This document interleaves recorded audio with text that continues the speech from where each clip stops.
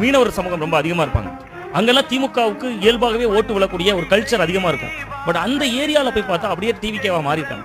நான் வந்து தொடர்ச்சியா எங்க குமரி மாவட்டத்தில் சில அமைப்புகளில் பேச போவேன். அது கிறிஸ்டின் அமைப்பா இருக்கலாம், இந்து அமைப்புகளா இருக்கலாம், இஸ்லாமிய அமைப்பா இருக்கலாம்.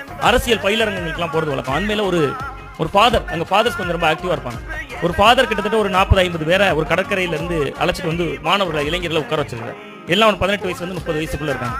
அப்ப நான் திடீர்னு அந்த இதுல பேசிக்கிட்டே இருக்கேன், கேட்கிறேன் அரசியல் பத்தி என்ன நினைக்கிறீங்க, என்ன புரிதல், என்ன இதெல்லாம் பேசிட்டு இருக்கும்போது ஃபாதருக்கு ஒரு ஃபோன் வருது. கொஞ்ச நேரம் பேசிட்டு வந்துடுறேன், டயசிஸ்ல இருந்து கால் வருதுன்னு வெளியே போறாரு. அந்த நேரத்தில் சும்மா கேட்கிறேன், ஏன்னா ஃபாதர் இருக்கும்போது பேச மாட்டாங்க, ரொம்ப திறந்த மனதோட பேச மாட்டாங்க. ஏன்னா பெரும்பான்மையான ஃபாதர்கள் இடதுசாரி சிந்தனையாளராக இருப்பாங்க. அது இல்லைன்னா திமுக ஐடியாலஜியில் இருப்பாங்க. அது என்ன பாஜக எதிர்ப்பு, பாஜக என்பதனால ஒரு எதிர்ப்புனால இருப்பாங்க. அப்புறம் அந்த 40-50 பேர் இருக்காங்க அந்த இடத்துல.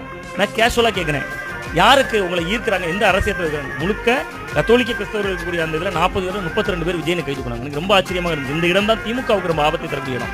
நீங்க வந்து இந்த ஓட்டு